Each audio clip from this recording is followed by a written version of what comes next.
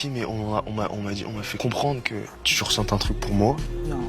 J'utilise les personnes connues pour vous apprendre certaines choses de la vie. On est enfermé dans une maison H24, 7 jours sur 7 avec une personne qui nous plaît physiquement et mentalement. Donc oui, il est probable que des sentiments se développent. Surtout que dans ce type d'émission, les émotions sont décuplées. On n'est pas dans la vie réelle, on ne peut pas fuir cette personne, on ne peut pas s'éloigner. Parce que oui, Romy sait que c'est une histoire impossible. Mais pour le moment, elle est bloquée dans la maison. Donc les sentiments vont grandir de jour en jour. Oui, l'amour, quand c'est dans un seul sens, ça fait mal. C'est même extrêmement cruel. On a le droit d'avoir des sentiments pour une personne même si cet amour est impossible. Romy ne fait pas partie des standards de beauté et ça, c'est une réalité. Elle le sait, c'est une fille intelligente. Vous pouvez me dire que oui, elle est jolie, gentille, tout ce que vous voulez, mais dans la société, elle n'est pas considérée comme cela. Pour elle, physiquement, elle n'est pas à la hauteur, surtout que toute sa vie, on lui a dit qu'elle n'était pas belle, qu'elle ne faisait pas partie des standards de beauté. Elle a été harcelée. En plus, c'est une fille avec, on va dire, un fort caractère, qui a une voix qui porte. Elle ne passe pas inaperçue, elle n'est pas discrète. Donc, c'est sûr qu'elle a dû être moquée pratiquement toute sa vie, harcelée, on l'a dénigrée. Le manque de confiance qu'elle a, c'est quelque chose qui est présent depuis son enfance. On aime détester ce genre de personne parce que c'est facile, parce qu'on sait que personne ne va la protéger, parce qu'on sait qu'elle est obligée de se retenir, sinon c'est elle qui va être fautive, c'est elle qui va être traitée de sauvage, de mal élevée, de personne qui ne sait pas se contrôler, agressive, non dotée d'intelligence. Et on l'a vu, hein, dès qu'elle a mis le premier pied dans la maison, on a vu les internautes commencer à dire « Ah, elle, je peux pas. Elle crie trop. Elle fait trop semblant. Elle abuse. C'est une sauvage. » On a entendu tous les stéréotypes pour une femme racisée. Elle a une grosse voix, elle n'est pas belle. Et elle connaît cette réalité toute sa vie, elle a été confrontée à ça. Même si par la suite les gens ont commencé à l'apprécier et ont vu que ce n'était pas une mauvaise personne, mais à la fin, c'est les critères de la société qui restent. Mayer sait très bien, et il est même déjà conditionné à ne pas avoir de sentiments amoureux pour ce type de femme. Pour lui, c'est juste une tata, comme il a dit. S'il vous plaît, quand vous n'êtes pas amoureux d'une personne, n'utilisez pas le terme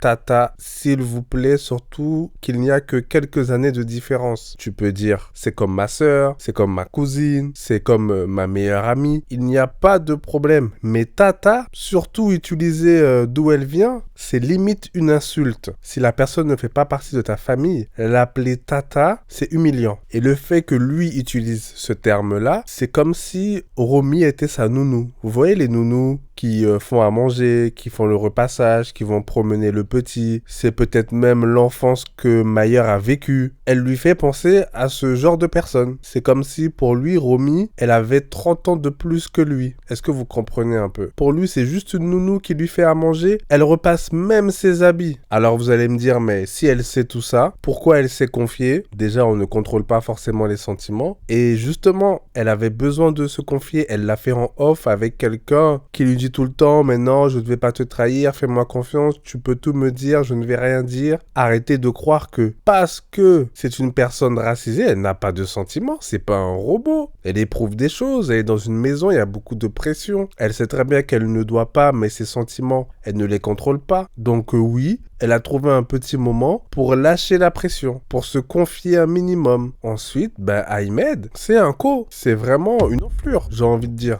Tout pour le jeu avec un vice incommensurable. Il connaît Secret Story, il sait très bien que en vérité il n'y a pas d'amitié, il sait qu'il va faire son truc tout seul une fois qu'il est sorti dehors, il va se construire sa propre communauté, il en a rien à faire des gens qui sont dans la maison, je vous le dis. Parce que ce genre de choses, tu le gardes pour toi. Là, c'est sa stratégie, il a fait ça pour que le duo Mayer-Romy se brise, pour que les gens puissent voir qu'il n'y a pas d'amour entre eux. Lui-même le dit que leur relation est bizarre, peut-être que les gens pensent qu'il y a une possibilité entre les deux. Vous allez me dire que peut-être qu'il était sur son secret, que les deux sont en couple. Non, ça a été buzzé, ce n'est pas leur secret, donc il sait très bien que ce n'est pas ça. Il sait très bien qu'il n'y a pas de lien dans le jeu en termes de secret. Donc il l'a fait exprès par pur vice, par pure malveillance. Ensuite, c'est sûr qu'elle n'aurait pas dû se confier. Se confier, c'est un risque. quand tu te confies à quelqu'un, tu prends le risque que l'information soit divulguée par la suite, car on ne peut pas réellement faire confiance. Il faut toujours se méfier parce qu'un être humain reste un être humain. Même une personne comme moi, qui arrive à garder 99% des secrets, dans ma jeunesse, j'ai déjà lâché au moins 1% d'informations. C'est déjà trop. Quand tu prends la peine d'aller en off, d'éteindre les micros, de profiter de ton temps de pause pour pouvoir décompresser, on n'est plus dans le jeu. Moi, je suis pour les gens qui jouent, mais pour moi, Secret Story, c'est tu cherches le secret des gens. Ok, un petit peu de stratégie pour le SAS, mais là, cette année, il n'y a que de la stratégie. Mais vraiment que ça, tout le monde ne parle que de ça H24. Alors que c'est censé être la deuxième chose la plus importante. Parce qu'en vérité, rentrer dans le SAS, ça veut absolument rien dire. C'est le public qui vote. Si tu es apprécié, tu vas rester. Si tu n'es pas apprécié, tu vas sortir. C'est aussi simple que ça. Le SAS, c'est secondaire. Bien sûr, vous allez me dire que si on ne rentre jamais dans le SAS, pas de problème, mais si on regarde les autres émissions de Secret Story, généralement, ils font en sorte que tout le monde y passe. Et surtout, si on regarde ceux qui ont gagné Secret Story, c'est pas les meilleurs joueurs, c'est pas les plus méchants. Dans Secret Story, on aime faire gagner les plus gentils. Si tu prends la majorité des gagnants, c'est ça. Donc Ahmed, avec sa stratégie, je ne comprends pas. En fait, je pense qu'il veut juste marquer l'histoire de Secret Story. Je ne suis même pas sûr qu'il a réellement envie de gagner, mais juste écrire l'histoire et rester gravé dans le marbre de Secret Story.